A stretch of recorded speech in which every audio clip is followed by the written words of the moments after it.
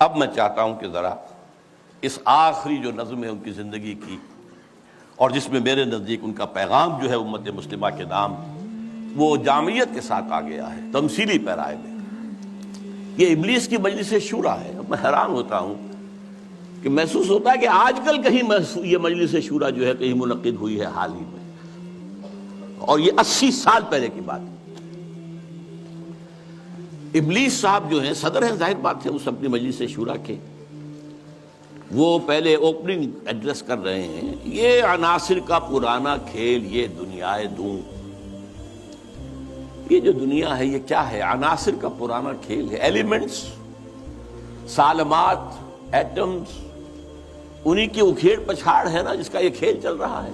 یہ عناصر کا پرانا کھیل، یہ دنیا دوں کہتے ہیں پست کو، بہت گھٹیا، یہ گھٹیا دنیا جو ہے، یہ دنیا زمین۔ یہ لفظ جواب شکوہ میں اقبال نے بھی استعمال کیا ہے کہ شوخ و گستاخ یہ پستی کے مکین کیسے ہیں۔ یہ زمین کے رہنے والے کیسے شوخ اور گستاخ ہے، کس طریقے سے شکوہ کیا ہے اللہ سے۔ تو اسی طرح وہ ابلیس کہتا ہے یہ عناصر کا پرانا کھیل، یہ دنیا دوں۔ یہ عناصر کا پرانا کھیل، یہ میٹیریلزم کے جتنے بھی شعبے ہیں، جتنی بھی شاخیں ہیں، جتنے بھی گریڈز ہیں، اور ہندوستان میں چار واک ہے، جین مت ہے، بدھ مت ہے، اور سانکھ درشن، یہ سب اسی کے ہیں۔ یہ خالص میٹیریل کھیل ہے دنیا کا، اس سے آگے انہیں کچھ اور نظر نہیں آتا۔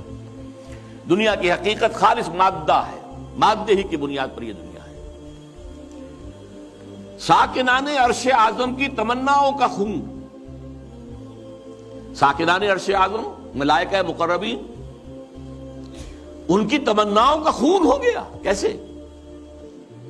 جب اللہ نے کہا تھا وَإِذْ قَالَ رَبُّكَ لِلْمَلَائِكَةِ إِنِّي جَاعِلٌ فِي الْأَرْضِ خَلِيفَةً، تو فرشتوں نے ذرا استفہام کیا تھا نا،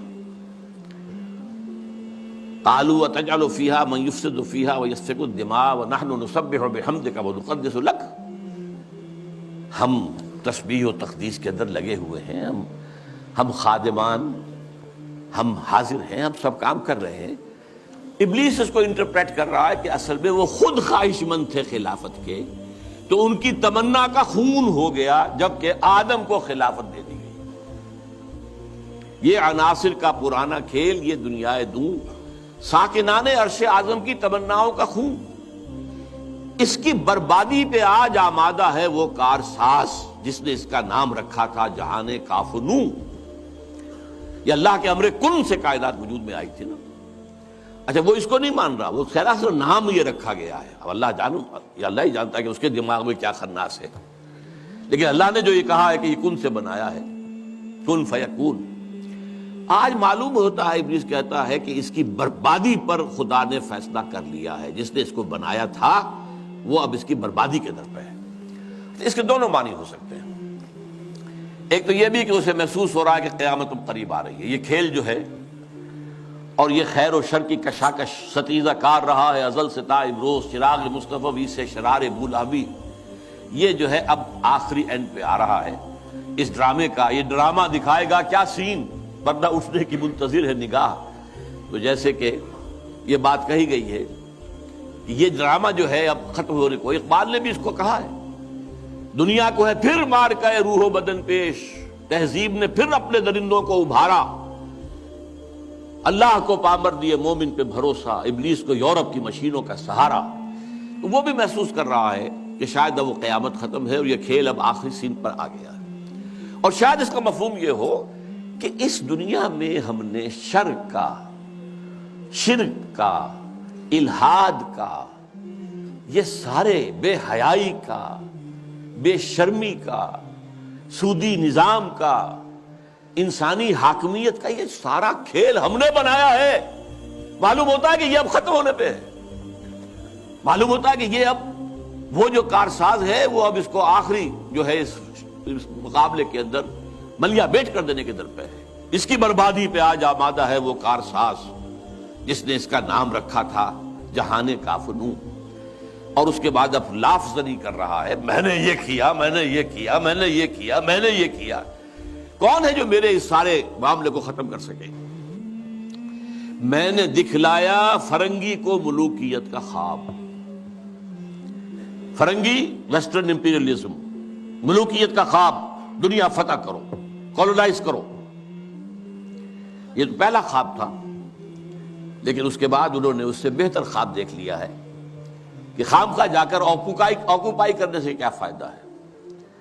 سودی نظام میں اور بینکنگ کے نظام میں اور انٹرنیشنل کمپنیوں کے نظام میں اور گلوبلائزیشن کے ذریعے اور ٹرپ کے ذریعے سے خون چوستے رہو، وہ رہے اپنی اپنی جگہ پر. ہم وہاں جا کر ان پر حملہ کریں گے، انہیں فتح کریں گے تو رد عمل بھی تو پیدا ہوگا نا، خون ریزی بھی تو ہوگی. وہ کوشش بھی کرتے رہیں گے کہ وہ آزادی حاصل کریں، ہمیں ماریں گے. تو اب یہ جو نیا امپیریلزم ہے، مالیاتی امپیریلزم، یہ اب ہے. یہ سارا خواب فرنگی کو میں نے دکھایا ہے، میں نے دکھلایا فرنگی کو ملوکیت کا خواب. میں نے توڑا مسجد و دیر و کلیسا کا فسون. یہ مسجد اور دیر اور کلیسا اور مندر اور یہ اور وہ، اس کا سارا اثر میں نے ختم کر دیا. کیا کیا؟ سیکولرزم کی پٹی بڑھا دی. بھائی یہ علیحدہ انسان کا انفرادی معاملہ ہے، کوئی مسجد میں جائے، مندر میں جائے، کہیں اور جائے، وہاں جائے، یہاں جائے، کلیسا میں جائے، سینیگوگ میں جائے، کہاں جائے، کوئی نہیں، جاؤ. لیکن ملکی نظام، ملکی قانون، حکومت، ریاست، معیشت، معاشرت، اس کا کوئی تعلق کسی مذہب سے نہیں. جو بھی اثرات تھے، جو بھی ہولڈ تھا مذاہب کا، آخر خدا کو تو مانتے تھے نا. اس دور حاضر سے قبل جو ہے انسان کی گمراہی صرف ایک تھی، شرک. وہ کیا ہے؟ ایک بڑے خدا کے ساتھ چھوٹے چھوٹے خداؤں کو بھی ماننا. بڑے خدا کا انکار نہیں تھا. اب کیا کیا گیا ہے؟ اس بڑے خدا کو اٹھا کے مسجد میں بند کر دو، مندر میں بند کر دو، سینیگوگ میں بند کر دو، چرچ میں بند کر دو، اور جہاں پورا ہمارا نظام ہم چلائیں گے. We are the sovereigns. Sovereignty belongs to us. ہم جو چاہے کریں. لہذا میں نے دکھلایا فرنگی کو ملوکیت کا خواب، امپیریلزم، اور میں نے توڑا مسجد و دیر و کلیسا کا فسون، سیکولرزم. میں نے ناداروں کو سکھلایا سبق تقدیر کا. ناداروں کو، غریبوں کو میں نے کہا بھائی ٹھیک ہے، یہ تمہاری قسمت ہے. تم کسان ہو، ہاری ہو، تمہاری قسمت یہی ہے، اس کی طرف سے ہے، رب کی طرف سے ہے. کوئی بغاوت کا خیال پیدا نہ ہو جائے، کہیں کو کھڑے ہو کر کوئی ریزسٹنس کی موومنٹ شروع نہ کر دینا.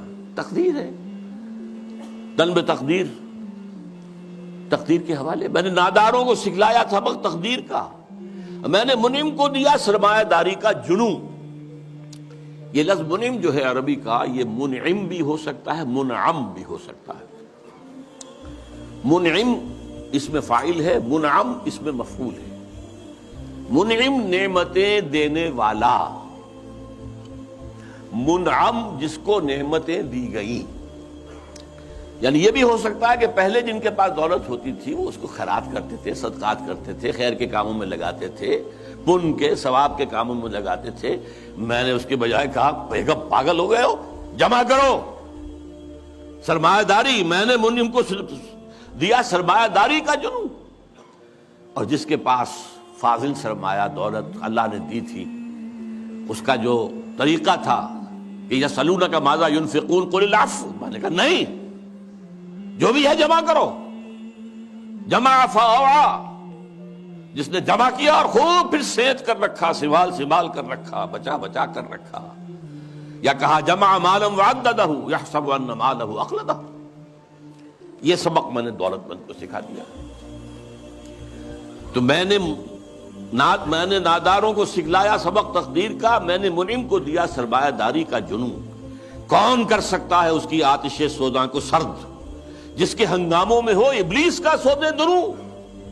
کون ہے؟ میں نہیں ماننے کو تیار کہ ہمارے اس پورے کھیل کو کوئی طاقت ہے ایسی کہ جو ختم کر سکتی ہے. یہ لافظ نہیں کر رہا ہے. آخر کچھ خود سیلف ایشورنس کے لیے بھی کچھ ساتھیوں کی بھی دل بڑھانا ہوتا ہے نا. آخر چاہے آدمی دیکھ رہا ہو کہ I am fighting a losing battle, لیکن پھر بھی ساتھیوں کو تو برقرار رکھنے کے لیے دل بڑھانا، کوئی دل جوئی کرنا، کوئی حوصلہ دینا.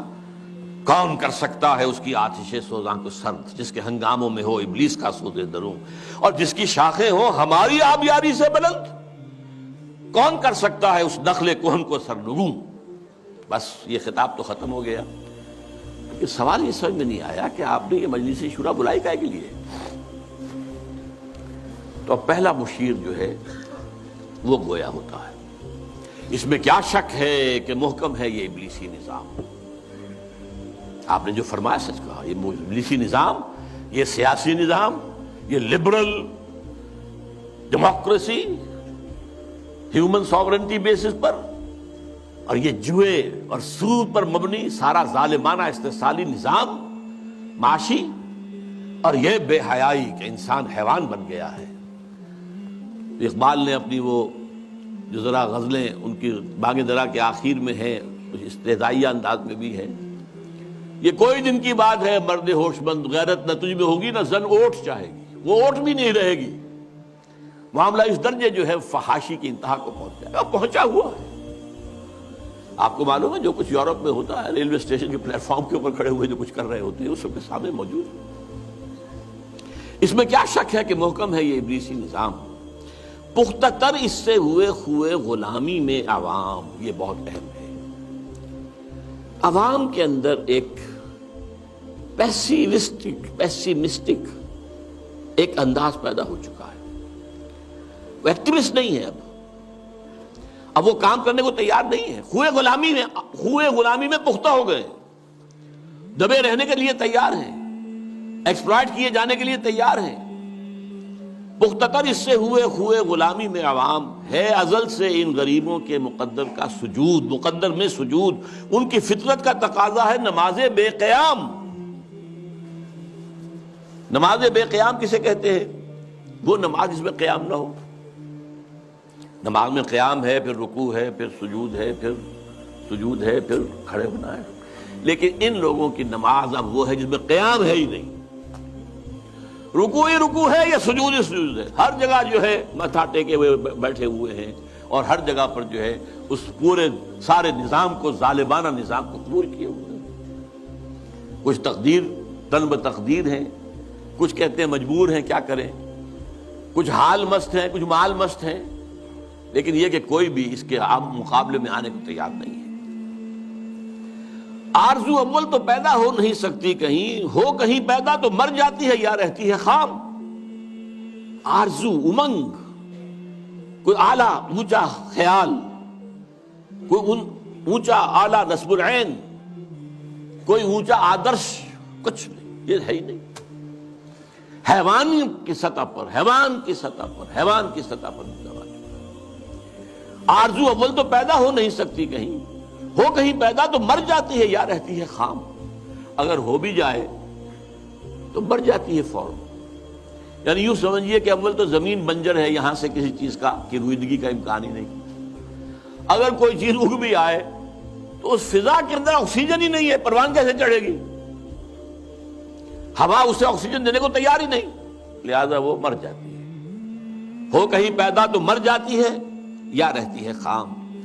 یہ ہماری سعی پہم کی کرامت ہے کہ آج صوفی و ملا ملوکیت کے بندے ہیں تمام۔ یہ بڑی تلخ بات ہے جو اقبال نے کہی ہے، لیکن بہت بڑی تلخ لیکن حقیقت پر مبنی بات ہے۔ صوفی و ملا ملوکیت کے بندے ہیں تمام۔ خلافت راشدہ کے بعد جو نظام ہمارا چلا ہے اس میں صوفی و ملا، علماء اور صوفیاء، ان کا نظام کیا تھا؟ ملوکیت کو سپورٹ، ایک نیگیٹو سپورٹ ہے۔ خانقاہوں میں بیٹھو، اللہ اللہ کیے جاؤ، ضربیں لگائے جاؤ، یہ کیے جاؤ، اپنا تزکیہ کیے جاؤ، مانجھے جاؤ اپنے آپ کو، رگڑے جاؤ، اسی میں زندگی بتا لو، چھوڑ کر اوروں کی خاطر یہ جہان بے ثبات۔ اب باہر کیا ہو رہا ہے کیا نہیں ہو رہا ہے اسے کوئی غرض نہیں۔ شیطان ننگا ناچ رہا ہے، ناچے، ہمیں سے کیا غرض؟ ہمارے پاس تو آئے ہیں، اتنے طالب ہیں، اتنے وہ سالک ہیں، وہ فلاں سالک آج اس مقام پر پہنچ گیا ہے، آج یہ مقامات، یہ سالک مقامات میں کھو گیا، اور یہ امت خرافات میں کھو گئی، یہ سارا معاملہ جو ہے، اور ملا کا معاملہ کیا ہے؟ دو طرف سے۔ ملا نے سب سے پہلے، ہمارے فقہا نے متغلب کی حکومت کو جائز قرار دیا، یعنی اگر کوئی شخص اپنی قوت کے بل پر آ کر حکومت پر قبضہ کر لے تو جائز ہے، اور حکمران کے خلاف کوئی بغاوت نہیں کر سکتے جب تک کہ وہ تمہیں کفر کا حکم نہ دے۔ کفر کا کائے کو حکم دے گا؟ وہ اپنے عیش بنائے گا، اپنے محل بنائے گا، اپنے رنگ رلیا کرے گا، اپنے آپ کو کفر کا حکم دینے کی ضرورت کیا ہے؟ یہ تصور ہے جو سنی اسلام کے اندر اس کی رگوں میں چلا گیا اور اس نے سن کر دیا اسلام کو۔ استثناء اگر ہے تو شیعہ اسلام ہے، وہ تسلیم نہیں کرتے، چاہے کھڑے نہ ہو، مقابلہ نہ کرے، تسلیم نہیں کرتے، ذہناً ریکنسائل نہیں کرتے، نفرت کرتے۔ یہی ان کی پوری تاریخ کے اندر ہے۔ لیکن ہمارے ہاں کیا ہے؟ شیخ الاسلام بن کر بیٹھے ہوئے ہیں۔ استاد نے، امام ابو حنیفہ نے تعاون گوارا نہیں کیا اس ملوکیت کے ساتھ، عہدے کی پیشکش کی گئی، قاضی القضات ہو جاؤ گے تم، تمہارا فتویٰ جو ہوگا وہی قانون بن جائے گا۔ انہوں نے کہا نہیں، ہرگز نہیں، جیل کاٹی، مارے کھائیں۔ شاگرد نے، قاضی ابو یوسف، عہدہ قبول کر کے تعاون شروع کر دیا۔ استاد نے کہا تھا مزارعت حرام، جس کی زمین ہے خود کاشت کرے۔ شاگرد صاحب نے کچھ تھوڑی سی شرطیں لگا کر مزارعت جائز۔ کیوں؟ ملوکیت کے پاؤں ہوتے ہیں جاگیردار، وہ جیسے کنسلا ایک ہم کہتے ہیں، ایک جانور ہوتا ہے جس کے بہت پاؤں ہوتے ہیں، سینٹی پیڈ اور اس طرح پاؤں، ایسے ہی جاگیرداری کے پاؤں ہوتے ہیں۔ یہ 30 ہزاری منصبدار ہے، یہ 20 ہزاری منصبدار ہے، یہ 10 ہزاری ہے، یہ 5 ہزاری ہے۔ ان پاؤں پر ملوکیت کھڑی ہوتی ہے۔ یورپ میں کیا تھا؟ یہی فیوڈلز، بیرنز، لارڈز، ان کے اوپر بادشاہ۔ لہذا اور آپ نے دے دی بڑی جاگیر، لیکن ایک آدمی کیسے کاشت کرے گا؟ اسے مزارع چاہیے۔ ابو حنیفہ کہہ رہا ہے حرام ہے، کیسے بات بنے گی؟ لیکن نہیں، جواز ہے، یہ شرطیں لگا لو، جواز ہے۔ نمبر 3، اس سے بھی زیادہ تلخ، سود کی بھی ایک گنجائش اسلام میں پیدا کر دی۔ یہ ہماری فقہ، آپ جان لیجئے، فقہ کی بات کر رہا ہوں، کتاب و سنت ہے ہمارا دین اصل۔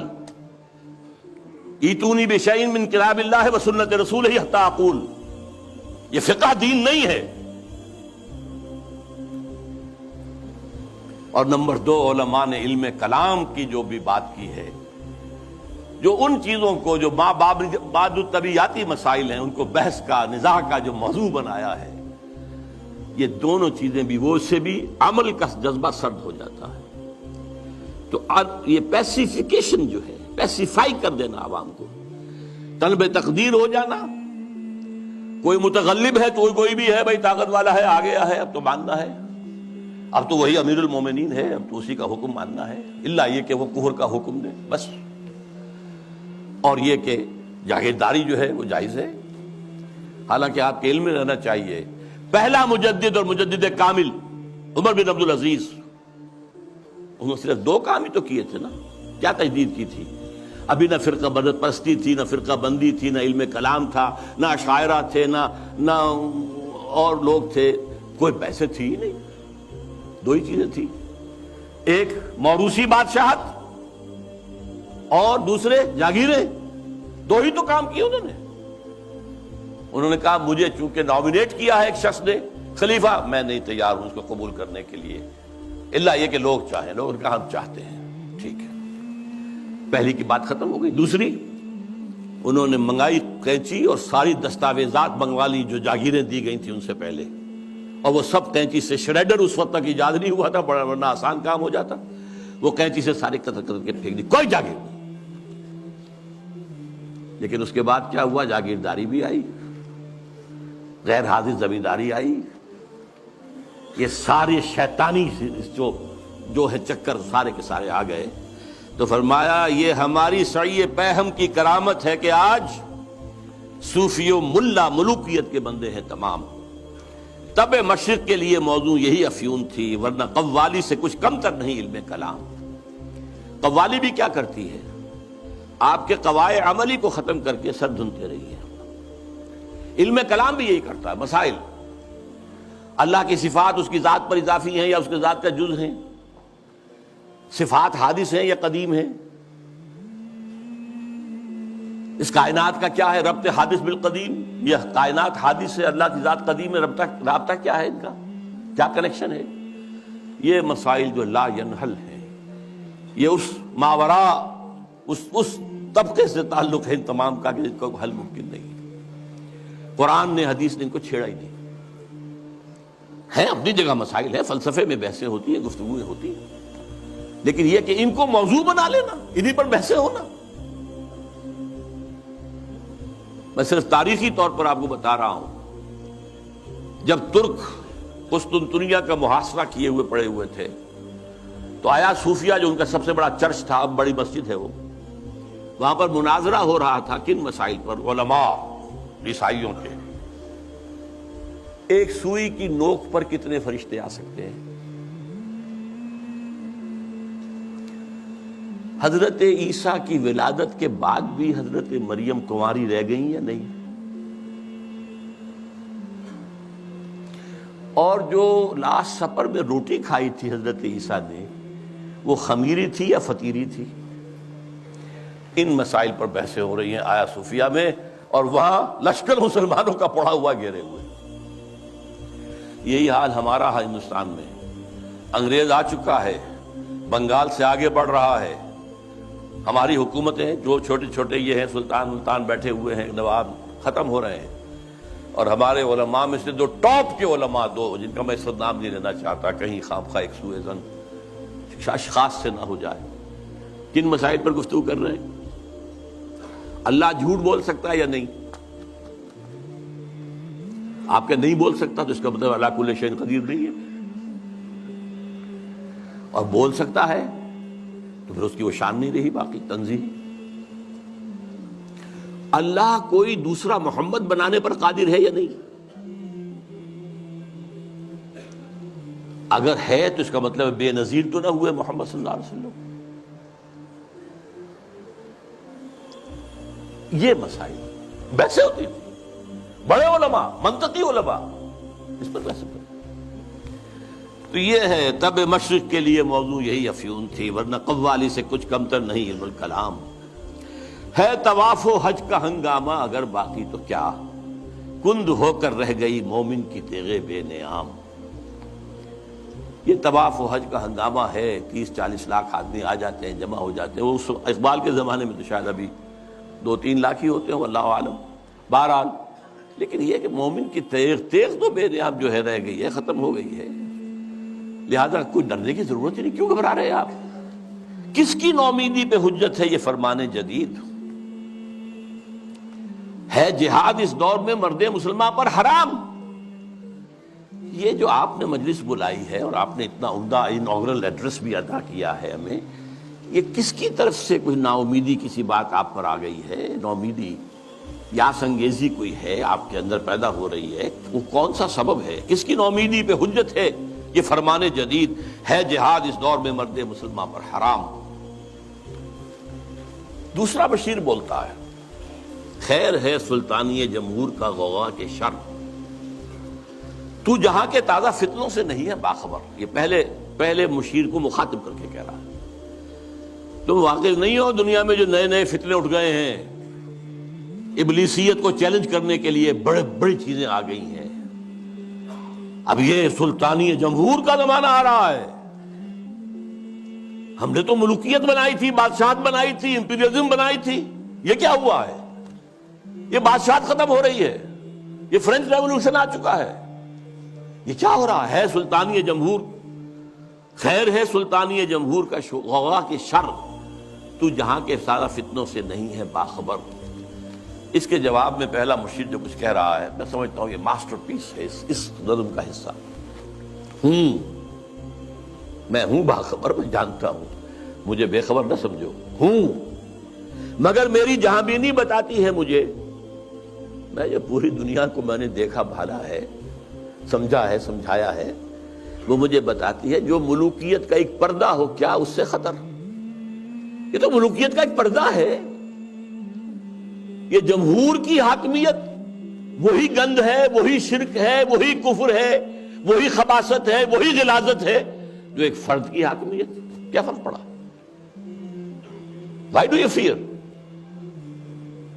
ہمیں کون چیلنج کر رہا ہے اس میں؟ کسی نے خدا کی بات کی ہے؟ ہوں، مگر میری جہاں بینی بتاتی ہے مجھے جو ملوکیت کا ایک پردہ ہو کیا اس سے خطر؟ ہم نے خود شاہی کو پہنایا ہے جمہوری لباس، جب ذرا آدم ہوا ہے خود شناس و خود نگر۔ یہ تو ہم نے خود بادشاہت کو یہ جمہوری لبادہ اڑا دیا ہے، اس لیے کہ اب انسان ذرا خود شناس ہو گیا ہے، کچھ اپنی حیثیت بھی سمجھنے لگا ہے، سیلف امپورٹنس، سیلف کانشسنس، خود نگر، اپنے حقوق کی بھی نگرانی چاہتا ہے، میں بھی کچھ ہوں، صرف بات صحیح تو نہیں ہے۔ اچھا بھائی لڑو، ایک لبادہ اڑا دو، سب کے سروں کے اوپر وہ گندگی تھوڑی تھوڑی بانٹ کے رکھ دو۔ اور یہ ذہن میں رکھ لیجئے، علامہ اقبال کا یہ ویژن بہت گہرا ہے اور بہت عمدہ ہے۔ ہر کجا بینی جہان رنگ و بو، کہ از خاکش بروید آرزو، یا ز نور مصطفیٰ اورا بہاست، یا ہنوز اندر تلاش مصطفیٰ است۔ دنیا میں جہاں کہیں بھی تمہیں کوئی نور نظر آئے گا، کوئی خیر، کوئی بھلائی کی بات جس سے کوئی آرزو جو ہے، وہ جو کہا تھا کہ آرزو اول تو پیدا ہو نہیں سکتی کہیں، وہ آرزو امنگ پیدا ہو انسان کے اندر، یا تو نور مصطفیٰ کا ظہور ہو رہا ہے، یہ وہی روشنی ہے جو مصطفیٰ نے دی تھی صلی اللہ علیہ وسلم، یا ابھی انسان اسی نور مصطفیٰ کی تلاش میں جا رہا ہے۔ یہ جو ڈائلیکٹیکل پروسیس چل رہا ہے دنیا میں، یہ کشاں کشاں جا رہا ہے اسی نظام کی طرف جو محمد نے دیا تھا صلی اللہ علیہ وسلم۔ یہ بات تو بعد میں بھی آئے گی ذرا، اس وقت یہ ہے کہ یہ خود شناسی اور خود نگری یہ محمد کی ادا کرتا ہے صلی اللہ علیہ وسلم۔ یہ خلیفہ راشد نمبر 2 ہیں حضرت عمر فاروق، جن کا تاریخی جملہ ہے، ایک صوبے کے گورنر نے، غالباً ایران کے گورنر نے، حضرت سعد بن ابی وقاص تھے غالباً، انہوں نے اپنے مکان کے باہر ڈیوڑی بنا دی اور ایک پہرے دار کھڑا کر دیا۔ اب یہ تو نہیں کہ ہر وقت کوئی آئے اور ملنے کے لیے تیار ہو، آخر گورنر ہے، اس کا بھی کوئی پرائیویسی ہوتی ہے، ٹائم ہے۔ پرچہ نویس ہوتے تھے، انہوں نے خبر بھیج دی حضرت عمر کو کہ سعد نے یہ کام کیا ہے۔ آپ نے خط دے کر ویلچی کو بھیجا اور کہا پہلے جا کر اس ڈیوڑی کو آگ لگا دینا اور پھر میرا یہ خط دینا۔ اور خط میں کیا لکھ؟ انسانوں کو ان کی ماں نے آزاد جنا تھا، تم کون ہوتے انہیں اپنا غلام بنانے کے لیے؟ Who are you؟ تم نے انہیں اپنا غلام بنا لیا۔ یہ حریت جس کا لوہا مانا ہے ایچ جی ویلز نے، انہیں کوٹ کیا ہے، لا فضل لعربی علی عجمی ولا لعجمی علی عربی ولا لاسود علی احمر ولا لاحمر علی اسود الا بالتقوی۔ کسی عرب کو کسی اجمی پر فضیلت نہیں، کسی اجمی کو کسی عرب پر فضیلت نہیں، کسی گورے کو کسی کالے پر نہیں، کسی کالے کو کسی گورے پر نہیں، سوائے تقوی کے۔ یہ کوٹ کر کے کہتا ہے، although the sermons of human fraternity, freedom and equality were said before also, and we find a lot of such sermons in Jesus of Nazareth, but it must be admitted that it was Muhammad sallallahu alaihi wasallam who for the first time in history established a society based on these principles۔ یہ ہے حریت۔ تو کہتے ہیں ہم نے خود شاہی کو پہنایا ہے جمہوری لباس، جب ذرا آدم ہوا ہے خود شناس و خود نگر۔ یہ خود شناسی اور خود نگری محمد کی عطا کرتا ہے صلی اللہ علیہ وسلم۔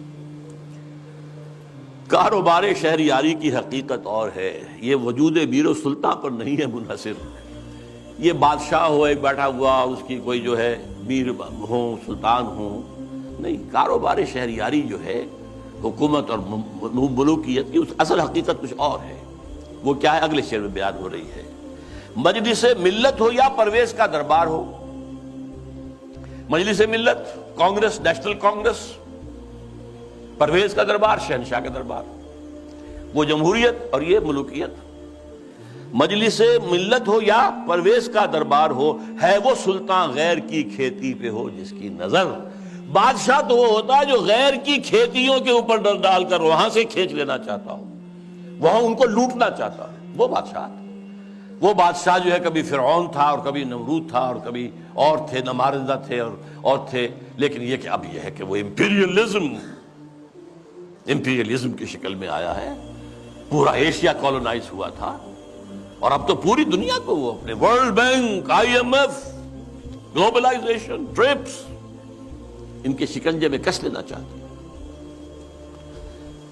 تو نے کیا دیکھا نہیں مغرب کا جمہوری نظام، چہرہ روشن اندروں چنگیز سے تاریک تر۔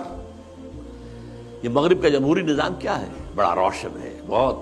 ہم بھی بڑے متاثر ہوتے ہیں، دیکھیں کتنا بڑا ملک ہے، صدارت کا انتخاب ہوا ہے، کس سموتھلی وہ پچھلا ہٹ گیا، دوسرا آ گیا، کوئی خون ریزی نہیں، کوئی دنگا نہیں، کوئی فساد نہیں، کچھ نہیں۔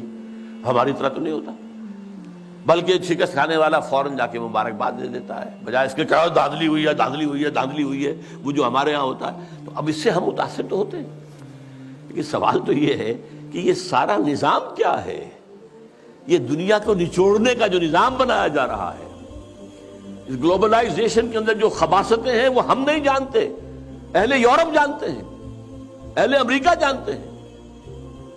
سیاٹل میں ہنگامے وہاں ہوئے تھے، گلوبلائزیشن کی کانفرنسز جو ہوئی ہیں، ڈیووس میں ہنگامہ یورپ میں ہوا ہے، پھر واشنگٹن میں ہوا ہے۔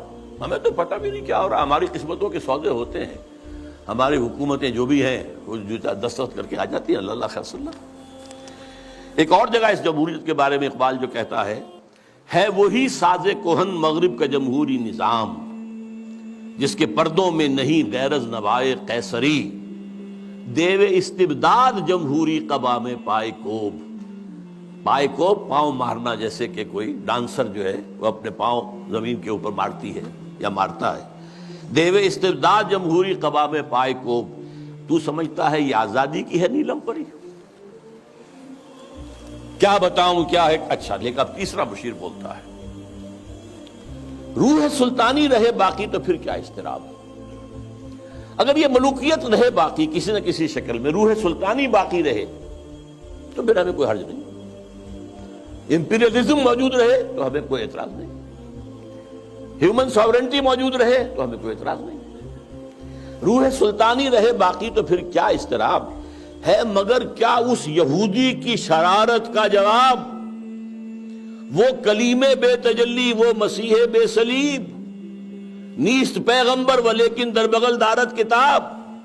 اب یہ کس کی طرف اشارہ ہو رہا ہے؟ کارل مارکس کی طرف۔ یہودی، جرمنی کا رہنے والا، 1818 میں پیدا ہوا ہے۔ اس کے دماغ میں وہ سب کمیونزم سوشلزم کے جو خیالات تھے، ان کے بنا پر جرمنی والوں نے نکال دیا جلا وطن۔ فرانس میں جا کر ڈیرا لگایا، وہاں بیٹھ گیا، وہاں سے بھی نکالا گیا۔ انگلینڈ گیا، انگلینڈ جیسے سب کو بگڑے تگڑوں کو سب کو پناہ دیتا ہے، وہاں وہ داس کیپیٹال کی تکمیل ہوئی ہے، جس کی بنیاد پر پھر یہ کہ انقلاب آیا، بولشوک ریولوشن رشیا کے اندر۔ وہ کہتا ہے کہ یہ تو ایک نیا انقلاب آ رہا ہے، یہ سرمایہ داری کی جڑ کٹ جائے گی، نظام بدل جائے گا۔ ہم نے جو بھی شیطنت کے پنجے جس طرح کا شکل میں گاڑے ہیں، ان میں سے ایک بڑا پنجہ وہ بھی ہے۔ مگر کیا اس یہودی کی شرارت کا جواب، وہ کلیم بے تجلی، وہ مسیح بے صلیب، نیست پیغمبر ولیکن در بغل دارت کتاب۔ داس کیپیٹال ایک کتاب تو اس کے اندر ہے، واقعتاً اس کتاب میں بہت تاثیر تھی، اس میں کوئی شک نہیں۔ اس کتاب نے ذہنوں کو مسخر کیا ہے، کیپچر کیا ہے، موٹیویٹ کیا ہے۔ نیست پیغمبر ولیکن در بغل دارت کتاب، کیا بتاؤں کیا ہے کافر کی نگاہ پردہ سوز، مشرق و مغرب کی قوموں کے لیے روز حساب، اس سے بڑھ کر اور کیا ہوگا طبیعت کا فساد، توڑ دی بندوں نے آقاؤں کے خیموں کی تناب۔ یہ تو دنیا زیر و زبر ہو رہی ہے، یہ آقا اور یہ جو بندے تھے جن کو تقدیر کا سبق ہم نے سکھا رکھا تھا، جن کو وہ بھی جو اپنے حالات کے اندر جو تھے وہ مست تھے، یہ اٹھ کھڑے ہوئے ہیں، فساد برپا کر دیا ہے، آقاؤں کے خیموں کی تنابیں توڑ رہے ہیں، اس کا کیا جواب ہے؟ یہ تو ایک بہت بڑا فتنہ ہے جو ہمارے لیے، ابلیسیت کے لیے۔ اب ایک چوتھے بشیر صاحب آتے ہیں درمیان میں، توڑ اس کا رومت الکبریٰ کے ایوانوں میں دیکھ، آل سیدر کو دکھایا ہم نے پھر سیدر کا خواب۔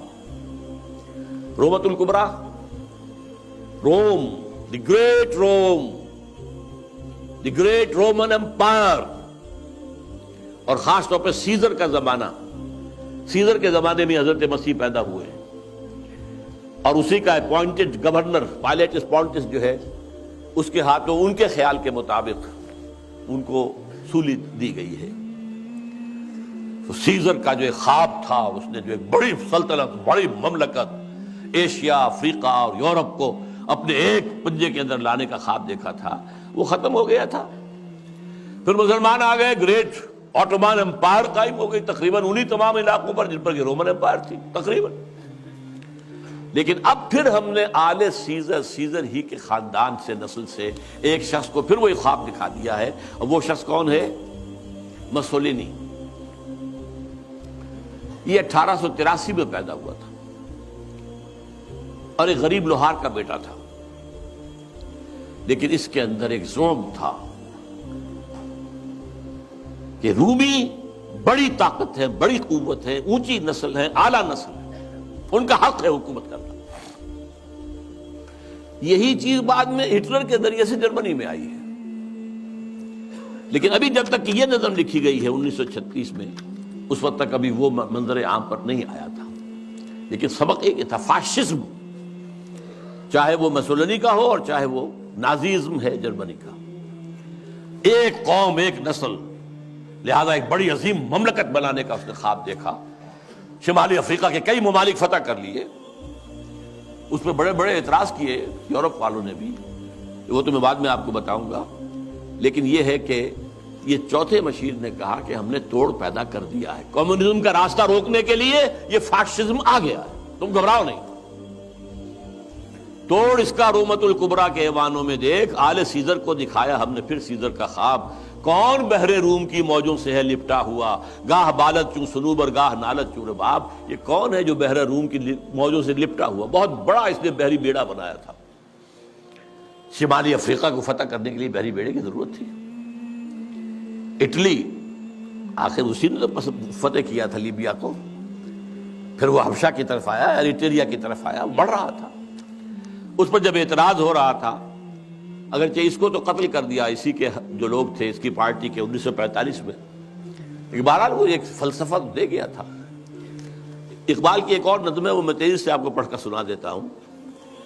جب ویسٹ میں بہت تنقید ہوئی مسولینی پر، تو جواب میں وہ کہتے ہیں، علامہ اقبال کہتے ہیں مسولینی کی زبان سے، یا مسولینی کہتا ہے علامہ اقبال کی زبان سے، کیا زمانے سے نرالا ہے مسولینی کا جرم؟ بے محل بگڑا ہے معصومان یورپ کا مزاج۔ یہ معصوم بیٹھے ہوئے انگریز اور یہ فرانسیسی، یہ بڑے معصوم قوم ہے، یہ کہتے ہیں کہ یہ کیا کر رہا ہے مسولینی، یہ کیا جو ہے خوریزی کر رہا ہے؟ کیا زمانے سے نرالا ہے مسولینی کا جرم؟ بے محل بگڑا ہے معصومان یورپ کا مزاج ہے، میں پھٹکتا ہوں تو چھلنی کو برا لگتا ہے۔ کیوں؟ چھاج پھٹکتا ہے، چھلنی جو ہے اس کے اندر سے وہ چیز کو نکلتی ہے۔